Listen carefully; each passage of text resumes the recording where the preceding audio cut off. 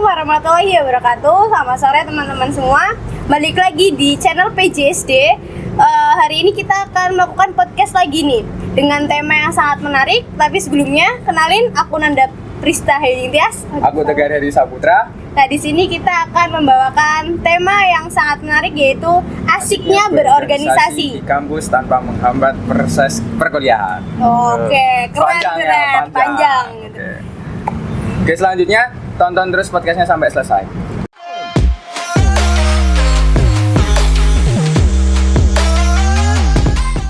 Nah, oke, kita udah kedatangan narasumber nih. Narasumber ini pasti teman-teman dari mahasiswa FIK UNJ pasti udah banyak yang kenal nih. Pastinya, Pasti ya. orang terkenal gitu. Ya. Coba Mas boleh berkenalan buat teman-teman semua. Oke, baik.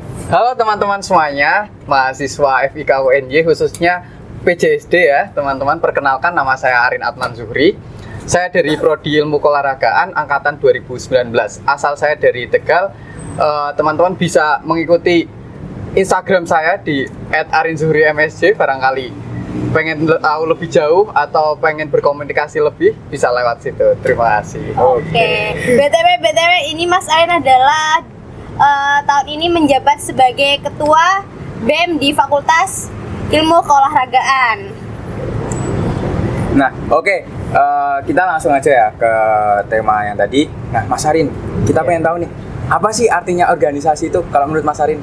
Organisasi, seperti pada temanya kita asiknya berorganisasi ya. Organisasi seperti yang kita tahu adalah wadah atau biar asik tuh wahana.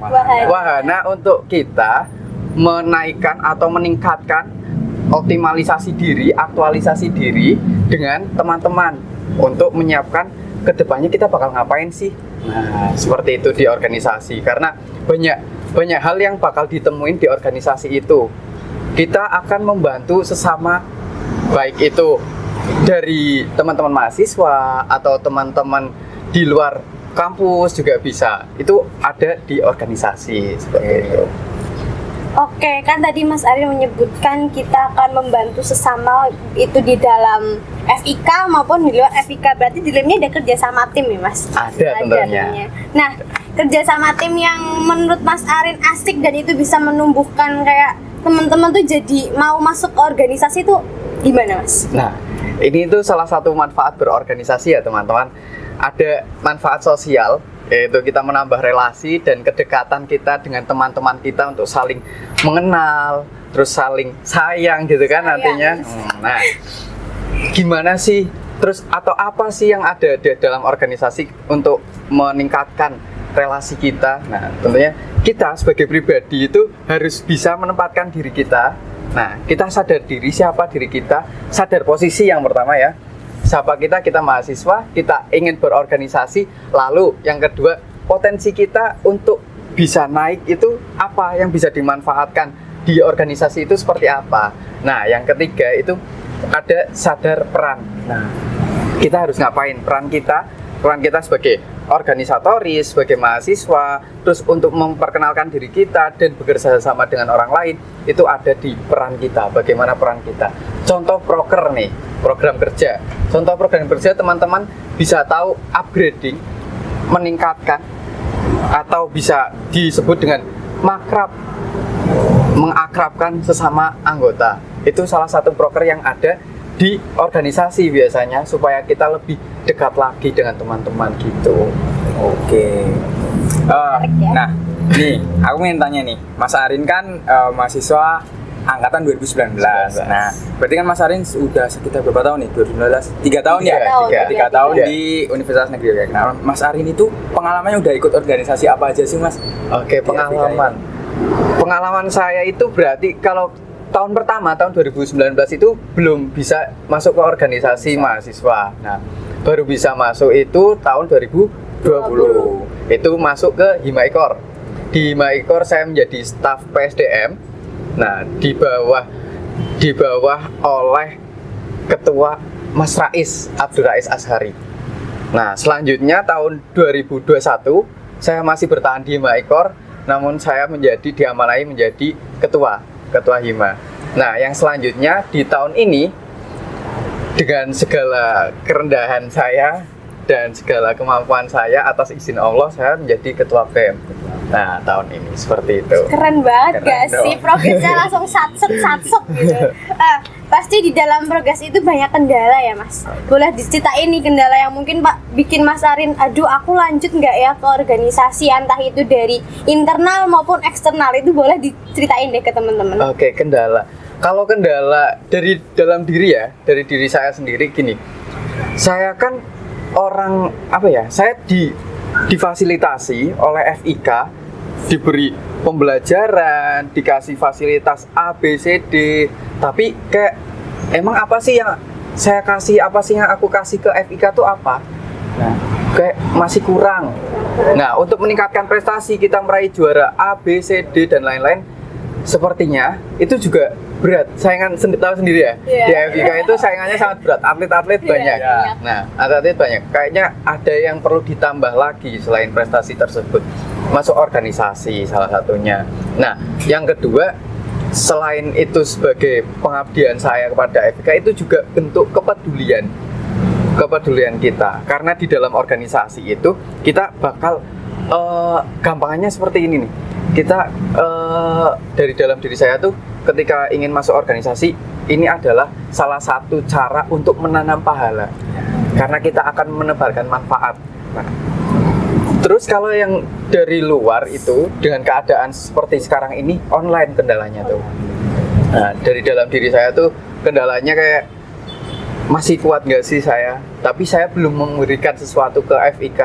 Kalau dari luar ini masih online. Online itu membatasi kita ya, seperti yang kita tahu, kita belum boleh kesana kemari dengan bebas karena adanya pandemi ini.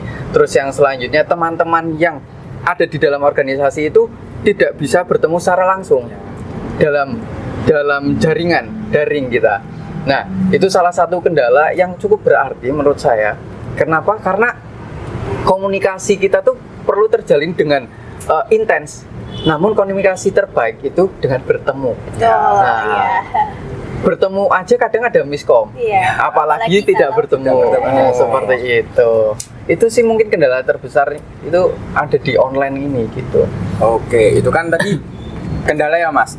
Kalau misalnya motivasi Mas Ari nih buat gabung ke organisasi itu dari tahun 2020 ya tadi. Iya. Nah, itu tuh apa yang bisa membuat Mas Arin buat gabung ke organisasi? Motivasi nih Ya, teman-teman. motivasinya. Motivasi. Dulu waktu tahun 2019 maba masuk itu kayak saya masih bisa nggak sih jadi atlet dan tetap mempertahankan kualitas saya sebagai atlet gitu. Ternyata melihat teman-teman atlet lainnya itu kayak wah, ini perlu perjuangan lebih gitu. Perlu perjuangan lebih, kayaknya kalau di atlet aja kurang. Iya. Terus yang selanjutnya akhirnya coba tanya-tanya ke kakak-kakak tingkat gimana sih berorganisasi, dan katanya itu wah enak, kita dapat relasi A, B, C, D dan lain-lain. Oke. Terus lihatlah 6 bulan selanjutnya, ya emang kuliah terus tanpa organisasi itu banyak jam kosongnya. Ya, Jam kosongnya, sedangkan apa yang bisa meningkatkan kualitas diri saya tuh kalau tidak berorganisasi atau tidak ada kegiatan lain tuh kayak wah susah ya cari sesuatu yang bisa meningkatkan kualitas. Nah, maka itu masuk organisasi aja. Organisasi, alhamdulillah emang bener kata kakak-kakak tingkat saya, di organisasi itu kita bakal mendapatkan banyak sekali. Nah, itu juga yang menjadikan motivasi setelah ada bimbingan dari kakak tingkat, terus support dari teman-teman, keluarga juga men-support kita. Nah, itu salah satu motivasi. Itu kan motivasi buat diri Mas Ari nih. Tadi aku menarik mendengar banyak jam kosong. Nah, tentunya di online ini juga lebih banyak jam kosong. Gimana sih mungkin Mas Ari bisa sharing nih ke teman-teman motivasi apa yang bisa mereka tuh kayak oh ya biar aku nggak cuma kuliah tidur, biar ada sesuatu yang bisa meningkatkan kualitas diri dengan masuk organisasi itu apa? Oke, gini teman-teman, kita nggak ada yang tahu 2030 atau 10 tahun ke depan kita bakal seperti apa ya. Nah, sedangkan masa depan adalah milik mereka yang mempersiapkan, ya kan? Ya. Nah, kalau kita tidak mempersiapkan dari sekarang nih, kita mau seperti apa ke depannya? 10 tahun ke depan kita mau seperti apa? Apakah tetap luntang-lantung? Ataukah kita hanya rebahan aja gitu kan, maka kita perlu menyiapkan diri kita. Salah satu jalan untuk mempersiapkan diri itu masuk ke dalam organisasi. Nah, suatu bangsa nih teman-teman, kita pembahasannya agak tinggi apa ya? Oke, nggak apa-apa. Suatu bangsa itu bisa maju itu dari pemudanya. Ya.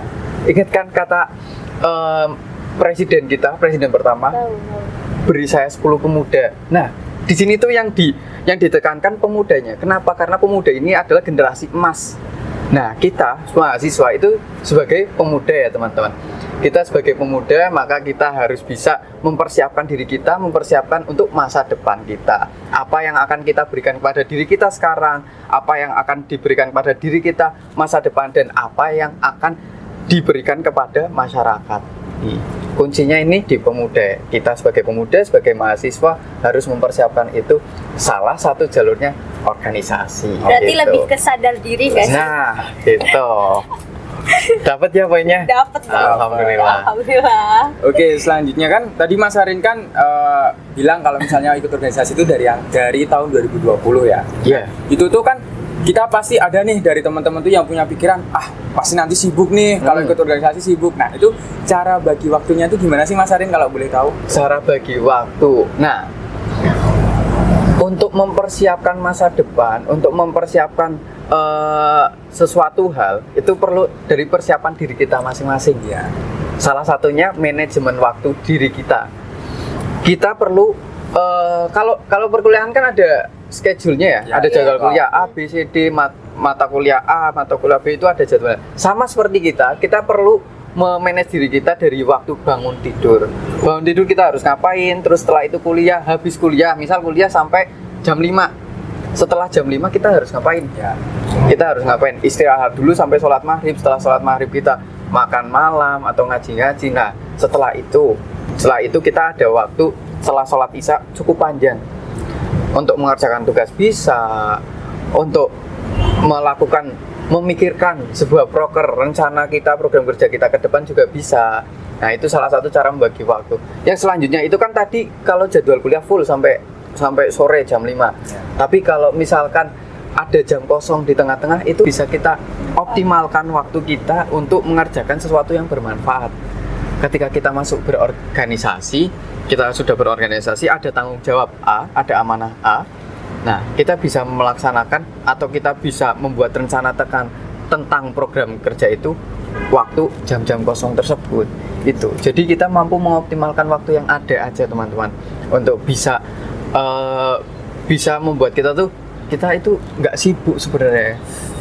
Bedakan orang yang sibuk sama orang yang progresif. Ya. Oh iya, betul. Iya kan? Iya. Nah, kalau kita menata jadwal kita sampai malam, sampai tidur lagi itu progresif. Itu progres kita ke depan supaya hidup kita itu terjalan dengan teratur dan terukur. Nah, kalau sibuk itu ada waktu kosong tapi kita pura-pura ada kegiatan aja tanpa aktualisasi diri yang baik. Ya. Nah, seperti itu. Jadi di sini lebih ke bagaimana caranya kita progresif, bukan sibuknya ya. Itu. Nah, untuk mencapai kata progresif ini kan tentunya kita kayak remaja zaman sekarang atau mahasiswa zaman sekarang tuh kayak mending enak rebahan atau scroll TikTok. Nah, mungkin bisa nih cerita kendala dari Mas Arin mengenai mencapai sebuah kata progresif itu seperti apa? Pasti sangat berat ya, ada titik-titik terberat, mungkin jenuh, bosen gitu. Ada, tentunya kalau bosen itu ada. Cuman kembali lagi kayak kita malu nggak sih sama tujuan kita yang pertama? Betul. Tujuan kita tuh pengen kita progresif. Tapi ketika di jalan ternyata kita tidak progresif, ada kemaluan ada rasa malu dalam diri kita.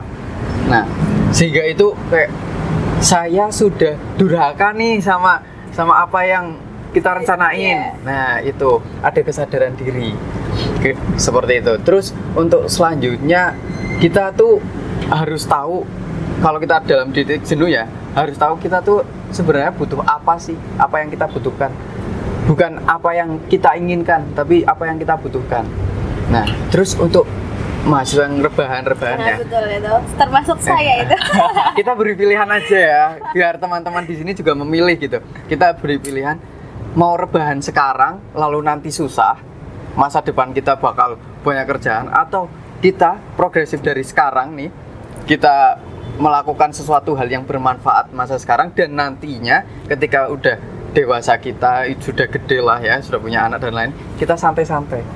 Ibaratnya tuh di sini kita berprogres, kita investasi. Iya, betul. Investasi pahala kita. Kan seperti tadi yang sudah saya omongkan, kalau kita pendekatan agama nih, pendekatan agama, kita itu menanam pahala. Apa yang kita lakukan di sini ya teman-teman, apa yang kita lakukan di organisasi, itu kita belajar. Belajar itu salah satu anjuran dari agama. Nah, setelah belajar, kita bermanfaat bagi orang lain. Sebaik-baik manusia adalah yang bermanfaat bagi orang lain. Nah, terus yang selanjutnya, kita sudah bermanfaat, kita juga peduli diri kita. Nah, kan kalau pendekatan agama, kita tidak bisa membiarkan diri kita dalam kesengsaraan. Nah, tapi kalau kita berprogres, kita sadar dan peduli dengan diri kita. Minimal tiga hal inilah, ini bisa menjadi pahala bagi kita. Nah, penanaman pahala, kapan panennya? Iya kan, pertanyaannya kapan panennya? Panennya kita nggak ada yang tahu kapan, bisa jadi saat itu juga, atau nanti ketika sudah beranjak 30 tahun atau 40 tahun kita, atau nanti ketika sudah di akhirat kita mendapatkan surga Tuhan yang Maha Esa. Nah, seperti itu yang harus kita tanamkan, dan itu pilihan bagi kita. Kita mau sibuk atau kita mau progresif sekarang, atau kita mau progresif nanti, atau kita mau berleleh-leleh sekarang, atau kita mau berleleh-leleh nanti.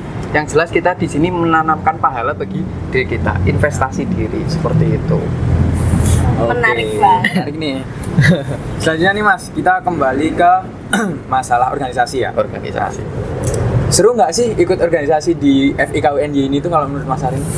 Oh, teman-teman pernah melihat tayangan di televisi tentang olahraga, contoh badminton.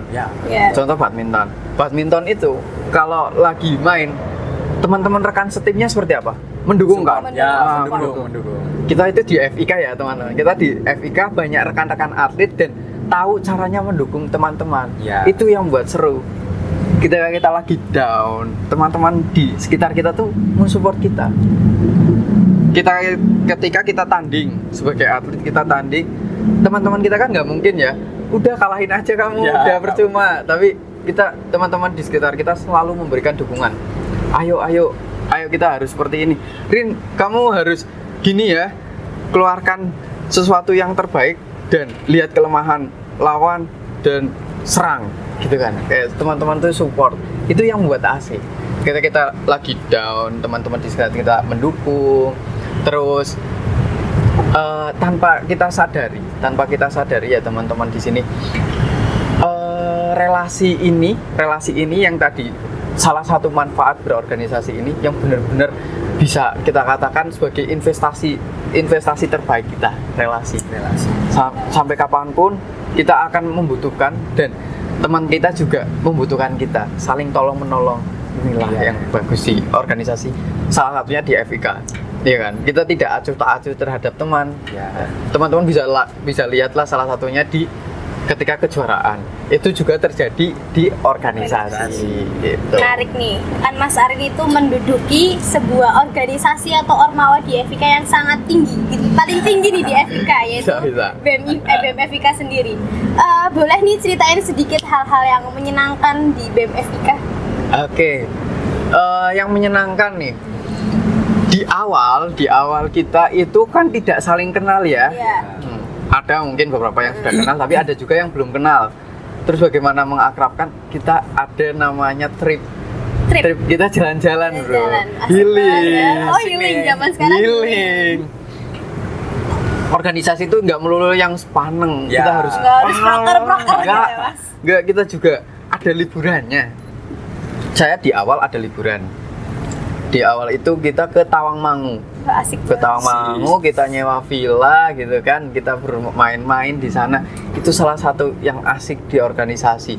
Dengan asiknya ini kita jadi akrab satu sama lain, jadi kenal, terus semakin dekat. ada yang cinlok juga kan. Bonus organisasi ini. Bonus, apalagi kita biasanya kalau yang cowok-cowok pengen cari adik tingkat nih. Ya, atau yang Termasuk cewek-cewek. Mas Arin nggak? Alhamdulillah kita sampingkan dulu masalah ya teman-teman.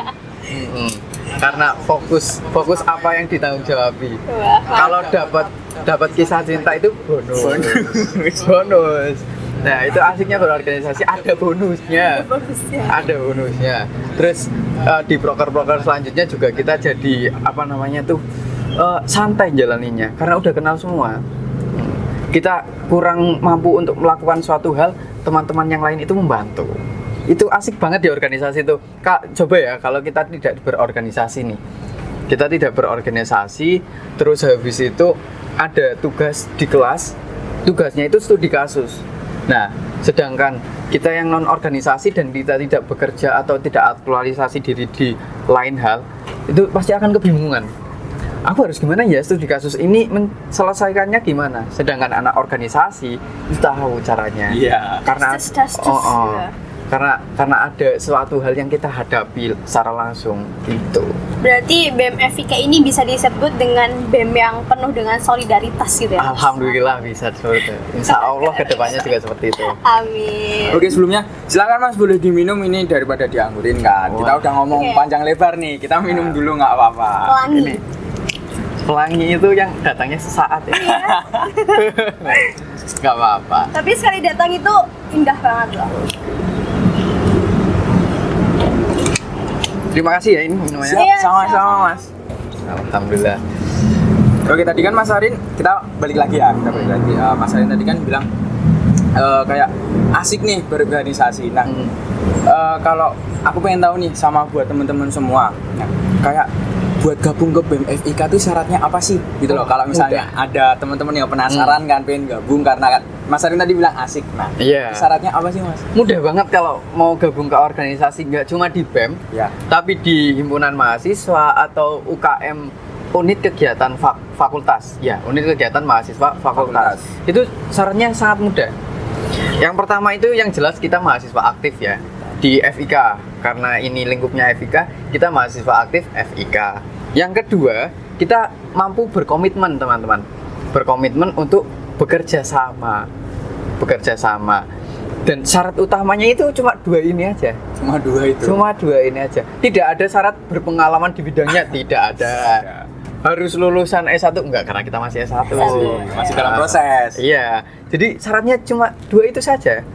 Intinya kita mau berkomitmen untuk bekerja sama dan juga kita mahasiswa aktif. Itu saja syaratnya. Cukup mudah kan? Tadi menarik sih ada kata-kata berkomitmen. Tentunya kan awal-awal nih pada semangati, oh ya aku mau organisasi, besok aku bisa komitmennya tinggi di sebuah organisasi. Pasti di dalamnya tuh ada teman kita atau diri kita sendiri itu yang mengalami kayak, aduh nantilah, kayak tergoyah-goyah gitu. Mas Arin kan pasti mengalami. Nah, gimana sih cara mengatasi entah itu dari diri Mas Arin atau nanti partner orang lain. organisasinya sendiri? Oke, kalau dari orang lain, ketika kita mau mencari solusi ya, Iya. kita cari solusi, kita cari tahu dulu penyebabnya. Karena ada sebab, ada akibat. Kita cari tahu sebabnya kenapa dia turun semangatnya. Oh, ternyata tugas kuliahnya lagi banyak. Kita dukung untuk ngerjakan tugas kuliahnya dulu. Atau, oh ternyata ada masalah percintaan. Ini yang paling susah ini. Ini yang paling susah. Dicariin cewek baru kah? Oh iya. Enggak juga, masa suruh, oh kamu putusin aja pacarmu. Enggak mungkin kan. Kamu putusin aja atau kamu selingkuh di sana. Enggak mungkin juga. Enggak mungkin. Ini salah satu masalah yang paling sulit, tapi saya tekankan kembali. Ketika di luar, kalian emang pasangan. Tapi ketika kita sedang di organisasi, kamu punya tanggung jawab tersendiri di organisasi. Profesional gitu ya. Tuh, kita melatih keprofesionalan dia. Itu salah satu solusinya kalau kita udah tahu penyebabnya gitu. Jadi kita datangin dulu teman-teman yang punya masalah itu, punya kendala. Kamu kenapa?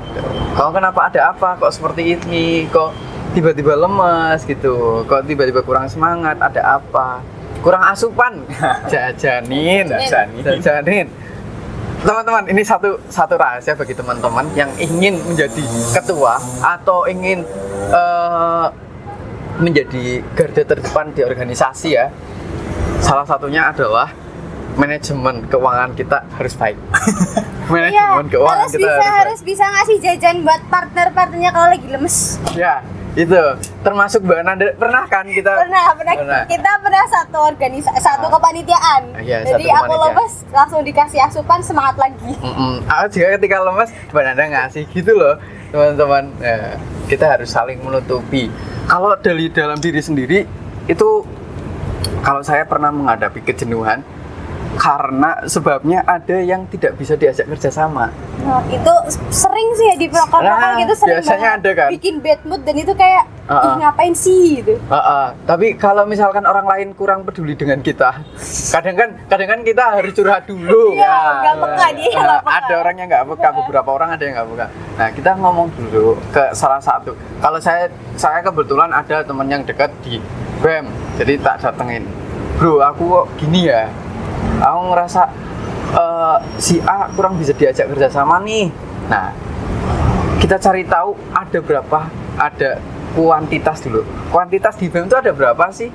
Nah, kalau misalkan ada 50 yang kamu ajak kerjasama kan baru satu, masih ada 49. Nah, ada 40-an, 48 gitu. Nah, kita optimalkan yang lain. Disambi dengan mengoptimalkan yang tidak bisa diajak kerjasama ini atau kurang bisa, kita minta tolong ke teman yang lain, tolong dong si A ini biar bisa diajak kerjasama. Nah, kita juga ajak kerjasama yang lain. Nah, kalau sudah bagus, kita bertiga bertemu, teman saya yang tak ajak kerjasama dan teman yang susah diajak kerjasama, termasuk saya ketemu, terus kita cari solusinya bareng-bareng. Oh, ternyata selama ini seperti ini. Kalau kita cuma dapat satu sudut pandang, kadang itu masih miskom. Ya, Bikin overthinking ya, Mas. Overthinking, bahasanya. Kamu tahu bahasa senja ketika malam-malam nih? Kalau malam-malam anak-anak overthinking itu insomnia. Iya, insomnia. Jam 12 malam. 12 malam ke atas. Kalau anak senja itu namanya dialog dini hari. Dialog dini hari. Dialog dini Berat hari. banget bahasanya. Kopi ya kan? Iya. Dialog dini hari. Sambil dengerin musik-musik gitu. Lanjut Mas Tegar. Oke. Tadi kan kita udah nanya tentang BEM nih. Cara syaratnya untuk masuk kan. Mungkin kan teman-teman juga pengen tahu nih struktur BEM FIK itu kayak apa sih, Mas? Struktur BEM. Nah, Gampangannya gini, ketua, wakil, bendahara, sekretaris, ketua, wakil, sekretaris, bendahara, dan departemen-departemen. Di BEM atau organisasi manapun pasti ada itu. Hanya saja yang membedakan apa aja departemennya ya. Ada departemen kalau di BEM FIK, ada PSDM, pengembangan sumber daya mahasiswa, ada PMB, pengembangan minat dan bakat, terus ada Kastrat, kajian isu strategis, terus ada Kominfo, komunikasi dan informasi, terus ada juga yang namanya itu Sosmas, sosial masyarakat, sama satunya Kesma, kesejahteraan mahasiswa gitu. Kita ada 6 departemen, di bawahnya ada staf ahli dan staf-staf lainnya gitu. Gini sih, aku mau tanya. Tadi kan udah struktur, tapi aku mau balik lagi nih nostalgia ke Mas Arin. Nostalgia, kenangan nih. Kenangan paling menarik saat ikut organisasi, entah itu dari awal ataupun nanti mungkin kenangannya udah baru yang makrab tadi sama BEM-nya. Kenangannya gini, kenangan paling berkesan lah ya. Paling nempel di sini. Paling nempel itu biasanya itu waktu awal-awal. Jadi teman-teman ini ketika saya awal-awal masuk ke organisasi ya, itu saya habis operasi. Operasi kaki, saya masih memakai krek ya namanya, masih pakai tongkat itu. Tapi teman-teman di sekitar kita, baik itu cutting maupun teman-teman satu angkatan, itu sangat support.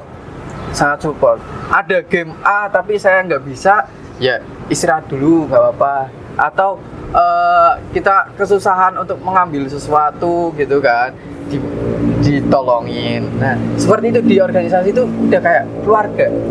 Nah, di awal-awal organisasi itu, di awal saya berorganisasi, saya mengalami kendala. Saya habis operasi, tapi teman-teman di sekitar saya itu menolong saya, mensupport saya. Nah, itu yang menjadi sangat berkesan. Itu sekitar 3 bulan hampir 3 bulan ya saya memakai tongkat dan teman-teman di sekitar saya sangat mensupport. Itu dia. Itu berkesan banget.